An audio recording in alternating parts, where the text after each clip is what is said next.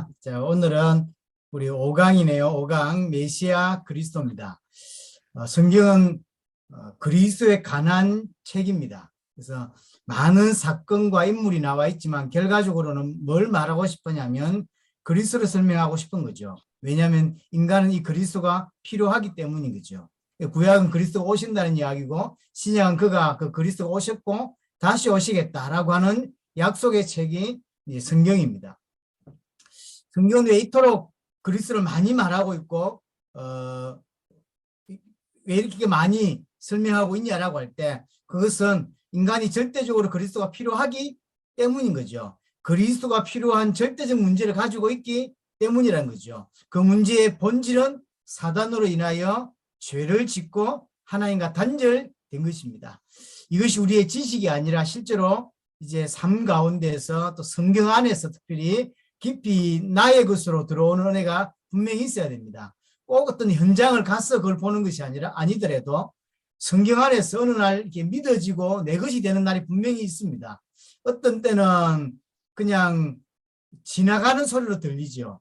정말로 내 것이 안 되는 날이 있어요. 하지만 어느 순간 하나님의 은혜로 믿어지고 이게 그거구나라고 이게 다가오는 날이 분명히 있습니다. 그렇게 되어져야 사실은 진짜 내 믿음이 되는 거죠. 그전에는 그냥 지식에 불과한 거죠. 하나님도 지식이고 또 이런 부분도 다 지식에 불과하게 됩니다. 여하튼 우리에게 어떤 눈이 열려야 되고 어떤 은혜가 있어야 되냐면 하나님이 말씀하시는 인간의 문제가 뭐다라고 하는 게 정확하게 보여지는 은혜가 있어져야 합니다. 사단으로 인하여 죄를 지었고 그 죄로 말미암아 하나님과 단절된 것이 인간의 가장 중요한 문제입니다. 그 결과, 그 죄의 결과가 뭐냐면 창세기 3장 16절에서 24절입니다. 이것만이다라는 게 아니라 인간에게 온 문제를 대략으로 볼 수 있는 장면이다라고 하는 거죠. 우리가 많이 봐온 본문이지만 16절에 보면 여자에게 이르되 내가 네게 임신하는 고통을 크게 더하겠다라고 이야기합니다. 인간에게 고통이 들어왔다고 하는 거죠. 크고 작은 이런 많은 고통들 속에서 인간은 살아갑니다. 네가 수고하고 자식을 낳을 것이며 또 너는 남편을 원하고 남편은 너를 다스릴 것이다. 한마디로 말해서 인간 아내가 단절된 인간에게 온 문제, 고통과 함께 온 문제가 뭐냐면 관계 문제죠.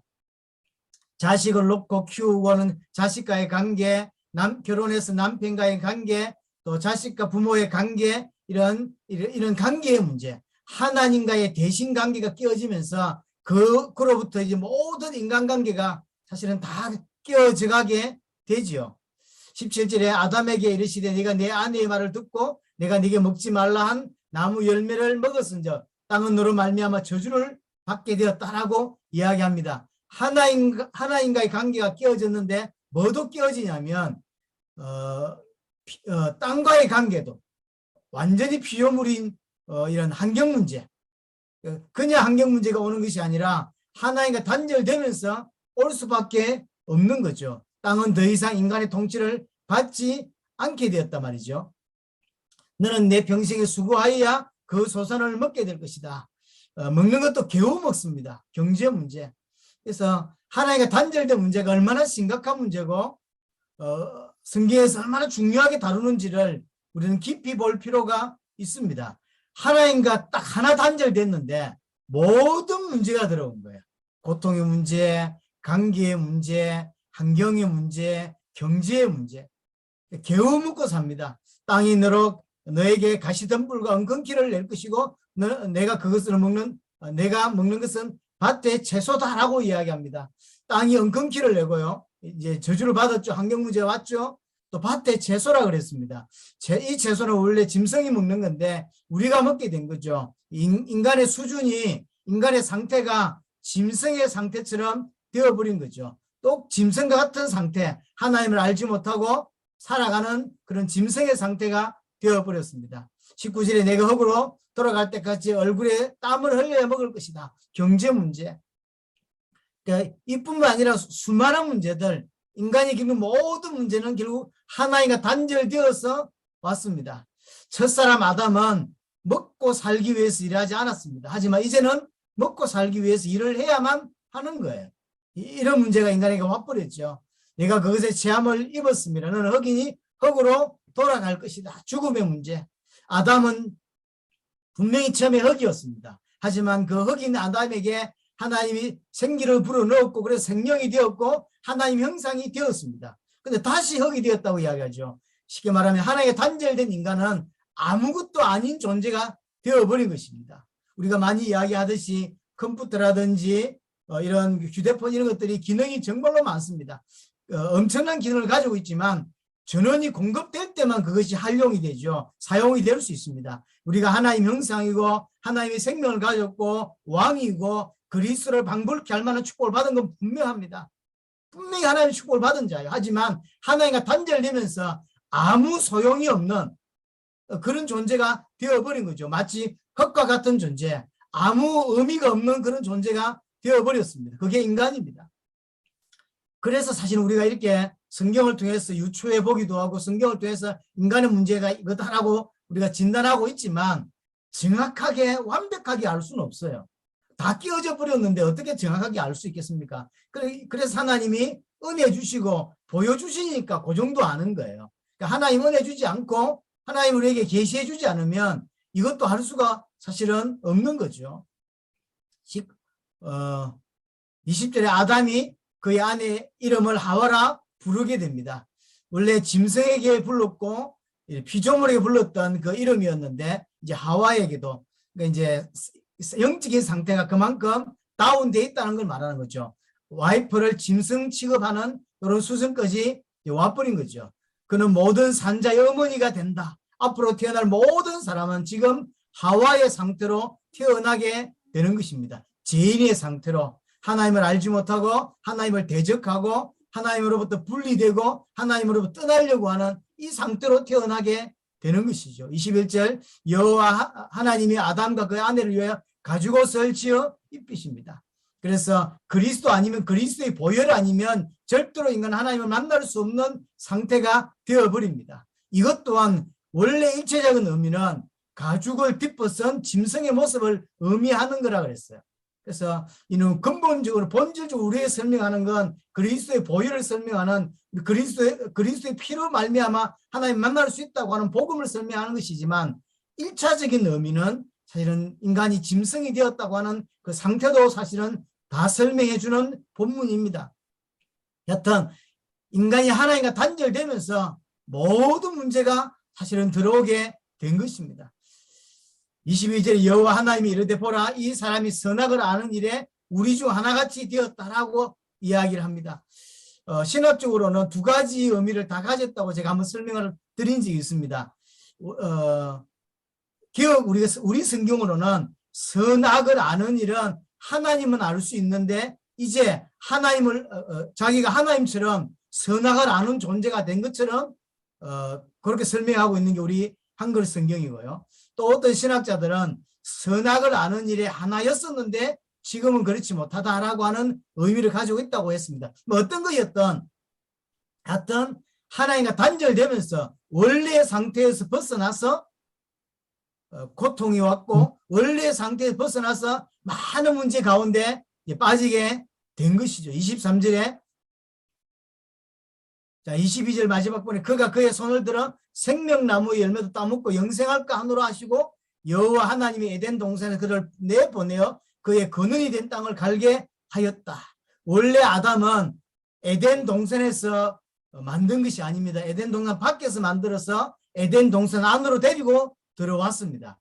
에덴 동산에 이제 쫓아내버린 것이죠. 그래서 근원의 땅, 본인이 아담이 만들었던 그 땅으로 다시 돌아가서 그 땅을 이제 개간하게 되는 것이죠. 쉽게 말하면 하나님으로부터 분리된 하나님과 함께 할 수 없는 상태가 되었다, 쫓겨났다라고 하는 이야기입니다. 하나님과 함께 할 수 없는 상태, 하나님과 단절된 상태, 하나님으로부터 와야 될 모든 축복이 다 빼앗겨버리고 받을 수 없는 상태가 되었다. 하나님과 단절된 상태다. 하나님과 함께 할 수 없는 상태가 되었다라고 하는 걸 보여주는 것이죠. 24절에 이같이 하나님이 그 사람을 쫓아내시고 결국 넷의 문제까지 뭐 우리는 이렇게 분리를 하고 있지만 여튼 인간은 하나님과 단절되면서 알 수도 없는 수많은 문제가 인간에게 사실은 들어오게 되었습니다. 고통의 문제였던, 슬픔의 문제였던, 고난이었던, 핍박이었던 어떤 문제도 전부 다 하나님과 단절되면서 들어왔다고 하는 사실입니다. 이것이 우리에게 가장 중요한 부분 중에 저는 하나라고 생각합니다. 그래서 계시예요. 이 부분이 보여지지 않으면 교회 와서는 하나님과 단절이라고 말하지만 실제로 세상 나가서는 하나님의 단절이라고 보지 않습니다. 하나님의 단절이라고 보지 않기 때문에 그리스도를 붙잡지 않아요. 교회에서는 하나님의 단절이다 라고 이야기하지만 밖에 나와서는 하나님의 단절이 아니라 경제 문제인 것처럼 우리가 살아요. 인간의 문제는 경제 문제지 이렇게 산다니까요. 그러니까 이게 이제 안과 밖이 다른 거예요. 처음에 그럴 수 있습니다. 하지만 계속 복음을 들으면서 정말로 복음이 내 것이 되었다고 하는 바울이 말한 대로 나의 복음이다라고 표현하는 건 어떤 의미인 거냐면 정말로 세상 안에서도 하나님과 분리돼서 타는 게 보여지는 거죠. 그래서 경제로 보지 않고 건강으로 보지 않고 교육의 문제다라고 보지 않는 거예요. 하나님과 단절된 문제다가 보여져야만 그래서 그리스도가 필요한 거다라고 보여지고 그 경제 문제 안에서 그리스도를 말할 수 있는 거예요. 진짜 인간의 문제가 교육을 제대로 못 보던 문제냐는 거지. 아니라는 거죠. 교육의 문제가 있지만 교육의 문제의 그 배경에 진짜 문제는 단절의 문제죠. 하나님을 알지 못하는 문제인 거죠. 이것이 진짜 우리에게 보여져야 되고 내 것이 되어져야 되는 문제입니다. 저 개인적으로도 그렇고 우리 성도들도 그렇고 사실 많은 기독교인들이 교회에서는 하나님과 단절이라고 외치지만 실제로 밖에 나가면 하나님과 단절하고 전혀 무관한 그런 삶을 산다는 걸 잘 알고 있습니다. 그것이 점점 더 가까워져야 합니다. 하나님과 단절이 맞구나라는 것이 확인되어져야 되고 분명히 경제 문제 앞에서 이게 하나님과 단절되어서 온 경제 문제라고 보여져야만 경제 문제 이전에 그리스도를 붙잡을 수 있고 그리스도 안에서 그럼 이 문제를 어떻게 인도받을 것인가 고민하고 하나님 인도를 받을 수 있습니다. 하지만 실제로 경제 문제 앞에서는 하나님과 단절이 아니라 경제 문제로만 보는 거예요. 경제 문제 보니까 경제 문제 해결하는 건 그리스도가 아닌 거죠. 다른 거 자꾸 붙잡으려고 하는 거죠. 자신도 모르는 사이. 그래서 계속 신앙이 이중으로 가는 거예요. 자꾸 다른 쪽으로 갈 수밖에 없는. 하나님이 우리를 메시지 할 때마다 모임마다 계속 말씀을 주셔서 계속 복음이 더 깊어지게 계속 이렇게 이끌어가는 것입니다. 그래서 우리의 눈을 바꾸시고 변화되게 하시고 그래서 그리스도만이 답이다라는 쪽으로 계속 가게 하는 거예요. 그게 은혜인 것이고 그래서 어떤 교회가 정말로 좋은 교회고 어떤 교회가 하나님 원하시는 교회냐면 계속 정확한 말씀이 선포되는 교회. 그 교회가 좋은 교회고 복음이 계속 선포되는 교회가 좋은 교회인 것이죠. 말씀을 올바로 들을 때만 변화되고 눈이 열릴 수 있기 때문입니다. 아담 하와가 결국 한 가지 문제거든요. 하나님의 약속보다 현실이 더 정확하게 보인 거죠. 현실 문제. 하나님의 약속보다는 현실. 그래서 약속보다는 현실을 선택한 이 결과가 고통이고 심판이고 결국 저주가 된 것이고요. 하나님 형상을 잃어버리고 사실은 이 짐승 수준으로 떨어져 버린 것이 인간의 문제인 것이죠. 이 문제는 얼마나 큰 문제냐면 우리 스스로는 이 문제를 해결할 수 없다는 것이죠. 그래서 절대적으로 해결자가 필요하다라고 하는 거죠. 성경이 우리에게 계속 말하는 것 이 부분입니다. 우리는 절대로 해결할 수 없다라고 하는 거죠. 구원도 우리 스스로 얻을 수 없고 모든 것 마찬가지죠. 하나도 우리 스스로 할 수 있는 것이 없다. 하나님의 은혜가 필요하고 그 하나님의 은혜를 받는 것 또한 우리가 노력으로 받는 것이 아니라 하나님께서 은혜를 주시고 깨닫게 해주셔야 받을 수 있다라고 이야기해 주는 것입니다. 절대적으로 그리스도가 우리에게 필요합니다. 자, 그럼 그리스도, 이 메시아라고는 의미가 뭐냐면 표면적으로는 기름 부음 받은 자라고 하는 뜻입니다. 기름 부음 받은 자는 왕이고 제사장이고 선지자란 말이죠. 그러면 왕이고 선지자 제사장이 있는데 그리스도가 온다는 이야기 뭐냐면 그 왕 말고 참된 왕, 그 제사장 말고 진짜 제사장, 그 지금 있는 선지자 말고 진짜 선지자, 참된 왕, 참된 선지자, 참된 제사장으로 오신다라고 하는 거죠. 그럼 그가 참된 제사장으로 참된 왕으로 와서 어떤 일을 행하시냐면 참된 왕으로 오셔서 사단의 문제를 해결하신다라고 하는 것이죠. 히브리서 2장 14절 15절에 말하면 죽음을 통하여 죽음의 세력은 잡은 자 곧 마귀를 멸하신다라고 이야기하죠. 그래서 인간의 문제가 사단의 문제였습니다. 그래서 참된 왕으로 오시는 거예요. 그래서 이 사단의 문제를 해결하시는 것이죠. 또한 참된 제사장으로 오시죠. 죄의 문제를 해결하신다라고 하는 것이죠. 우리가 너무나 잘 아는 대로 히브리서 9장 12절에 염소와 송아지의 피로 하지 아니하고 오직 자기의 피로 영원한 속죄를 이루셨다. 그것도 단번에 이루셨다라고 이야기를 합니다. 지금까지는 그리스도를 예표하는 그리스도 오셔서 나의 대신 피 흘려 죽으심으로 말미암아 하나님을 만나고 내 죄를 해결할 수 있다라고 하는 것으로 짐승의 피를 흘렸습니다.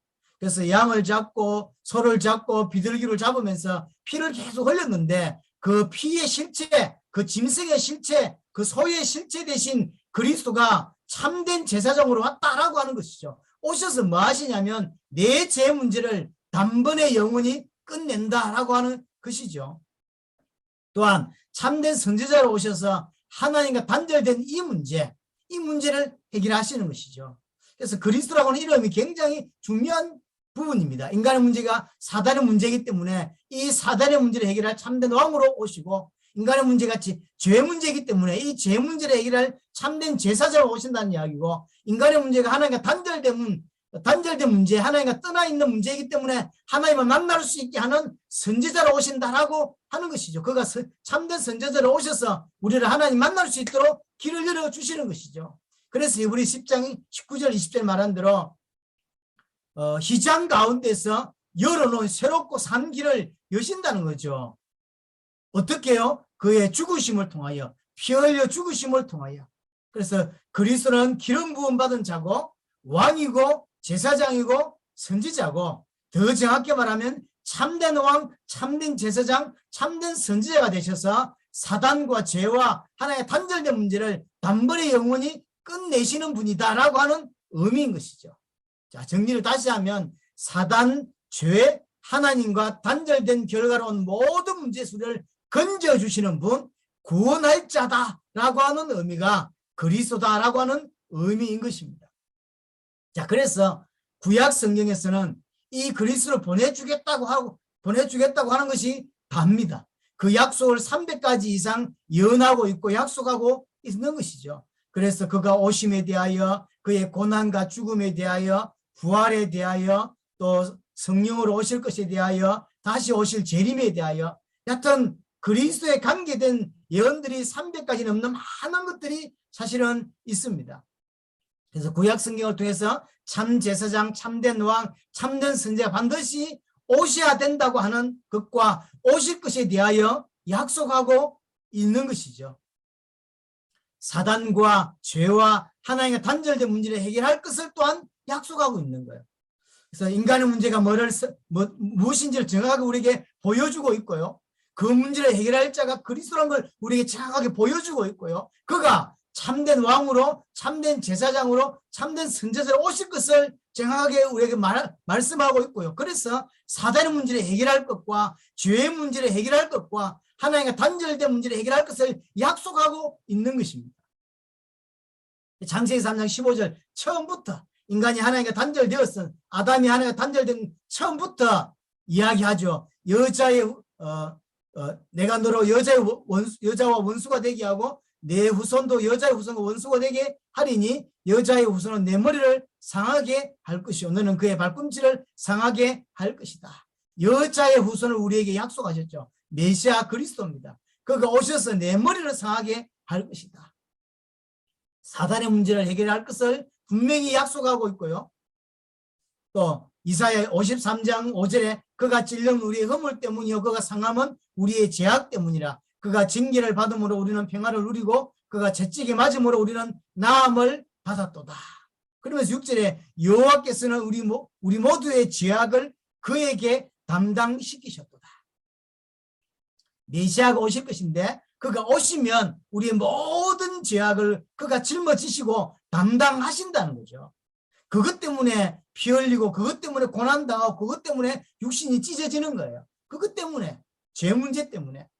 이사야 7장 14절 그러므로 주께서 친히 징조를 너에게 주실 것이라. 보라, 처녀가 잉태하여 아들을 낳을 것이요 그의 이름을 임마누엘이라 하리라. 임마누엘, 하나님 우리와 함께 하신다라고 하는 이제 의미인 거죠. 하나님 우리와 함께 하신다.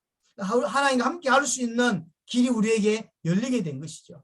하나님은 약속하셨고 그 약속대로 그리스도가 오셨고 그 약속하신 대로 우리에게 그 세 가지 문제를 완벽하게 사실 이루셨어요. 사단의 문제 완벽하게 끝이 났고 죄의 문제를 주님이 해결해 주셨고 하나님을 만나게 된 것이죠. 약속하셨고 그대로 사실은 성취되게 된 것입니다. 그래서 모든 문제 가운데 빠져있는 인간을 구원할 수 있는 그리스도를 우리에게 약속하셨고 사실은 그대로 성취되었던 거죠. 이사야 9장 6절에 보면 한 아이가 우리에게 낳고 한 아들을 우리에게 주신 바 되었는데 그의 어깨는 정사를 메었고 모든 것을 짊어진다고 하는 거죠. 모든 것을 짊어지신다. 그래서 그의 이름은 기묘자라 모사라 전능하신 하나님이라 영존하시는 아버지라 평강의 왕이라 할 것입니다. 어떤 단체에서는 예수님이 그리스도는 맞지만 하나님이 아니다, 하나님의 아들이 아니다라고 주장하는데 그렇지 않죠. 오늘 본문에 정확히 말하죠. 그의 이름은 기묘자라 모사라 전능하신 하나님이라. 전능하신 하나님이라 그랬어요. 하나님이기 때문에 우리를 건질 수 있고 하나님이시기 때문에 사단의 문제, 죄의 문제, 하나님의 단절 문제를 해결할 수 있는 것이죠. 하나님 아니면 절대 이 문제를 해결할 수 없어요. 인간은 절대로 이 문제 해결할 수 없습니다. 그 누구도 이 문제를 해결할 수 없어요. 그래서 사단의 문제, 죄의 문제, 하나님의 단절된 문제는 큰 문제입니다. 그래서 그리스도가 필요하고 그리스도는 이 문제를 단번에 영원히 끝낼 수 있는 더 큰 분이라는 것이죠. 그래서 우리는 그리스도를 붙잡고 그리스도를 믿는 것입니다. 왜 예수 믿냐? 그 그리스도가 예수이기 때문이죠. 예수님이 십자가를 통해서 이 우리의 그 큰 문제, 사단과 죄와 하나님과 단절된 문제를 단번에 영원히 끝내셨기 때문에 우리는 예수를 믿는 거예요. 그가 단순히 그냥 사람들이 추앙하는 그런 이름이기 때문에 믿는 것이 아닙니다. 그리스도만이 인간의 문제를 끝낼 수 있는 그 그리스도가 예수예요. 그래서 예수 믿는 겁니다. 예수를 왜 믿냐? 예수가 그리스도이기 때문에 믿는 거예요.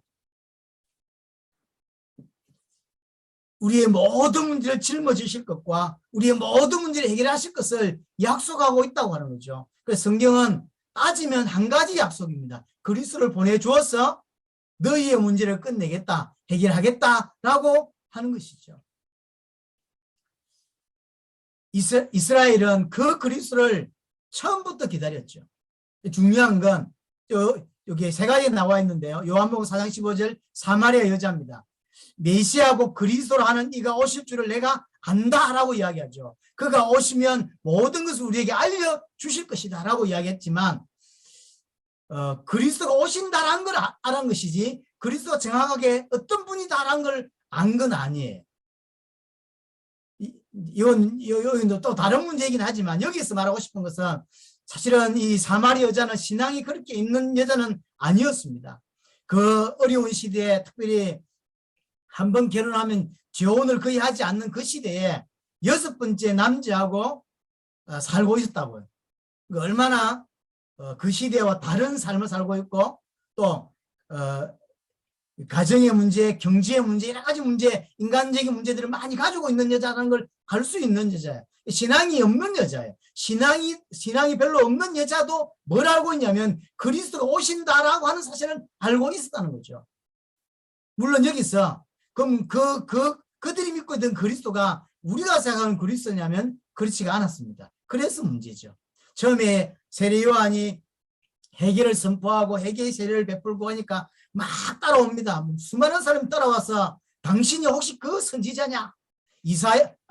신명기 8장에 나오는 2절 3절에 나오는 그 선지자를 보내겠다고 이야기를 하나님 하시거든요.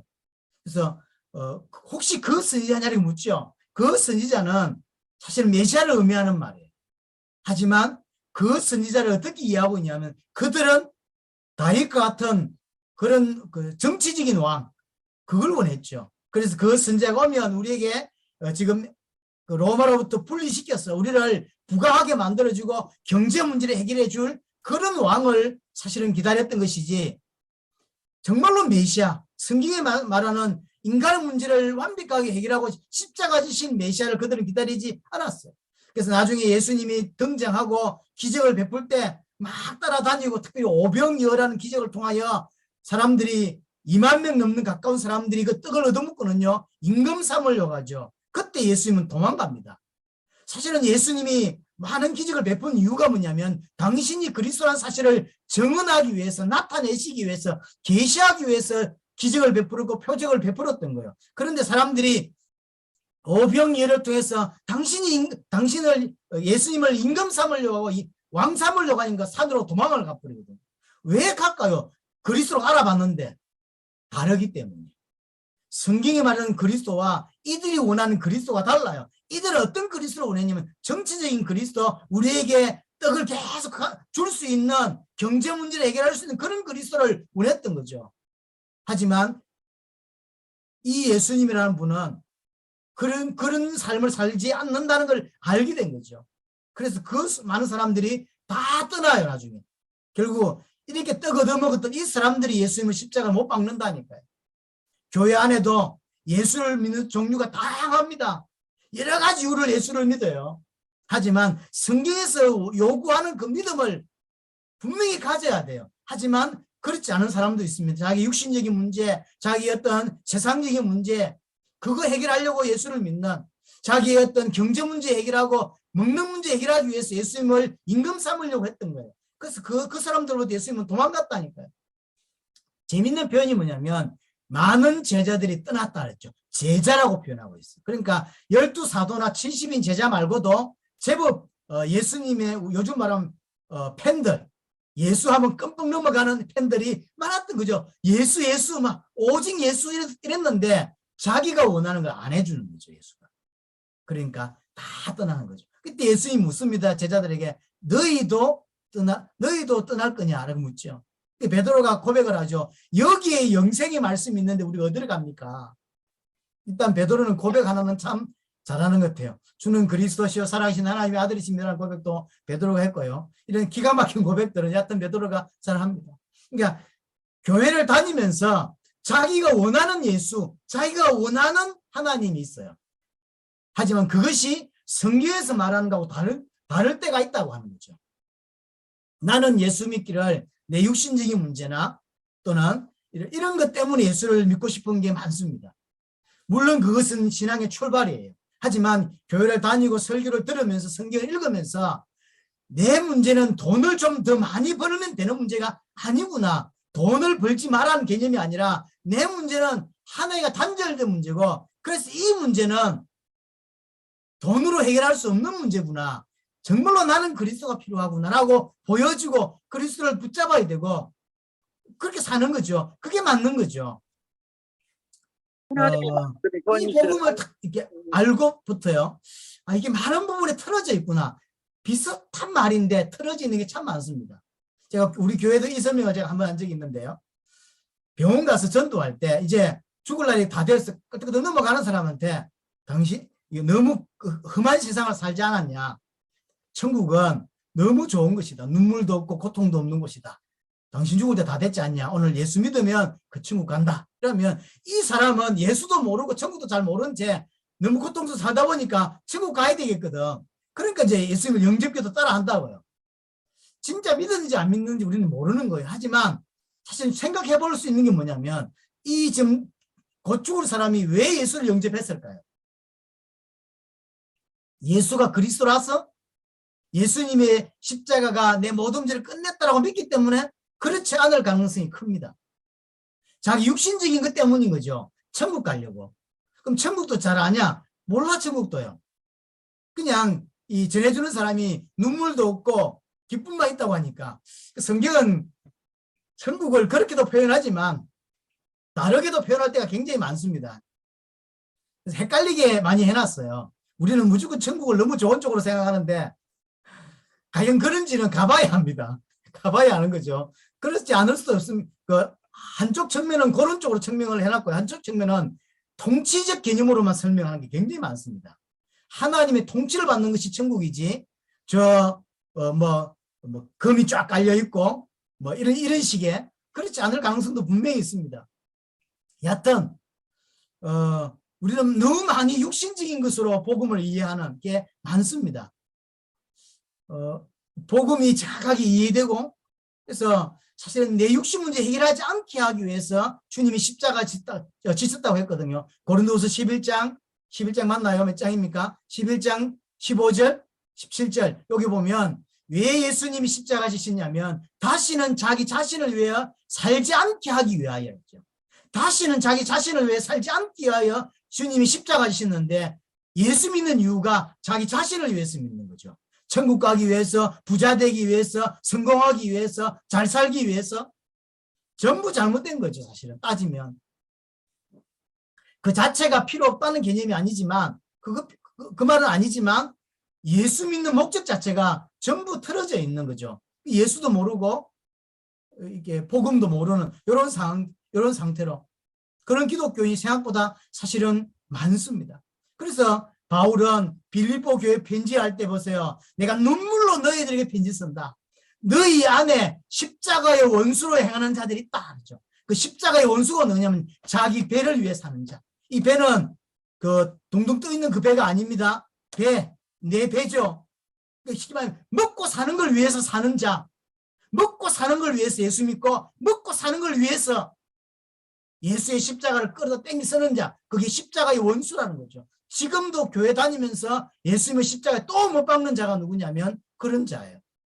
내가 예수 왜 믿냐면 성공하기 위해서, 예수를 왜 믿냐면 부자 되기 위해서. 이 전부 다 예수님을 또 십자가에 못 박는 거거든요. 설명이 자꾸 엉뚱 들어가고 있는데요. 뭔 이야기를 하고 싶으냐면 내가 생각하는 구원, 하나님이 생각하는 구원이 다를 수 있다는 거죠. 내가 생각하는 그리스도와 하나님 말씀하시는 그리스도가 다를 수 있다는 거죠. 지금 유대인들은 그런 그리스도를 하나님이 생각하는 그리스도가 아닌 다른 그리스도를 붙잡고 있었던 거죠. 왕, 로마의 수를 건져내주고 우리의 경제 문제를 다 해결해 줄 수 있는 그런 그리스도. 그래서 오병이의 기적 이후에 엄청난 숫자의 예수님을 따라다니고 왕으로 삼으려고 했던 거죠. 그 계기가 통치자들에게는 굉장히 위협이 되었겠죠. 자기가 지금 어떤 돈을 얼만큼 주고 자리를 차지하고 있는데 새로운 왕이 등장하면 자기는 큰일 나죠. 그래서 예수를 모함해서 죽일 수 있는 이런 길이 열릴 수밖에 없는 게 사실은 그런 문제 때문인 거죠. 요한복음 12장 12절 13절입니다. 이튿날에 명절에 온 큰 무리가 예수께서 예루살렘 오신다는 걸 듣고 종려나무 가지를 가지고 맞으러 나가 외치되 호산나 찬송하리로다. 주의 이름으로 오시는 이곳 이스라엘 왕이라 하더라. 종려나무를 가지고 흔들면서 왕을 환영하는 장면입니다. 모든 이스라엘은 얕은 메시아를 기다리고 있었던 거죠. 틀리게 알고 있었지만 메시아를 기다리고 있었던 건 사실입니다. 사도행 1장 6절 그들이 모였을 때 예수께 여쭤와 이르되 주께서 이스라엘 나라를 회복하심이 이때니까. 예수님이 십자가 지시고 이제 부활하시고 이제 성취하시려고 하는데 또 묻는 거예요. 이스라엘 나라가 회복함이 언제입니까? 묻는 거죠. 역시 이스라엘은 여전히 가슴 깊이 가장 갖고 있는 건 이스라엘 회복하는 거죠. 그래서 메시아 이꼴 왕 이꼴 로마의 수를 건져내시는 분 이렇게 이해하고 있는 거죠. 잘못 메시아를 이해하고 있습니다. 잘못 이해하고 있지만 여하튼 메시아를 알고 있었고 메시아를 기다리고 있었던 건 사실입니다. 성경은 그렇게 말했기 때문에 이제 우리는 한 발 더 나아가서 내 식대로 믿는 것이 아니라 성경에서 말씀하고 있는 대로 믿는 것이 중요하다고 하는 거죠. 유대인은 메시아를 믿었지만 틀리게 믿었어요. 그래서 예수님의 십자가에 못 박는 오류를 범하게 되었고 예수를 믿지 못하게 된 것입니다. 지금도 제가 알기로 여러 단체에서 사실은 그리스도를 믿고 있고 또 어떤 단체 이단들은 예수를 믿고 있잖아요. 하지만 성경이 말씀하는 대로 믿는 것이 아니라 다르게 믿고 있는 거죠. 그게 문제인 거죠. 우리에게 성경은 그리스도를 약속하셨고 그 그리스도를 믿는다는 거 중요합니다. 또 하나 이제 한 걸음 더 나아가서 성경에서 말하고 있는 대로 믿는 거 굉장히 중요한 거예요. 왜 그리스도가 필요하냐? 그리스도가 필요한 인간의 문제를 가지고 있기 때문이요. 이 인간의 문제는 절대로 인간이 해결할 수 없고 그리스도만이 해결할 수 있는 거죠. 그리스도를 약속하셨고 그 그리스도가 오셔서 그 인간의 문제를 해결하셨다는 거죠. 그가 누구냐? 예수입니다. 예수가 그리스도고 예수님만이 십자가와 부활로 인간의 모든 문제를 끝내시고 우리 거기에서 우리를 건져내신 분입니다. 예수가 그리스도인 거죠.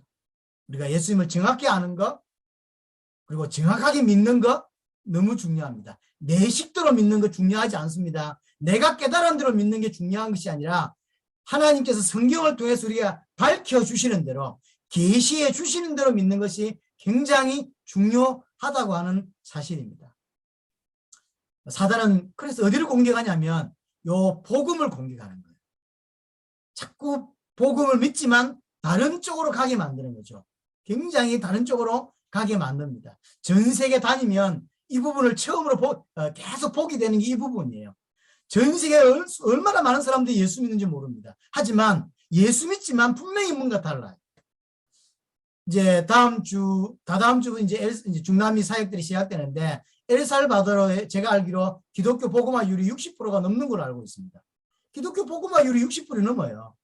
근데 그 나라 보세요. 전 세계 살인율이 가장 높은 나라 중에 한 나라입니다. 성소년 문제 너무 심각하고 쉽게 말하면 주일날 교회에서 예배하고 헌금하고 다음날 살인하고 이런 거예요.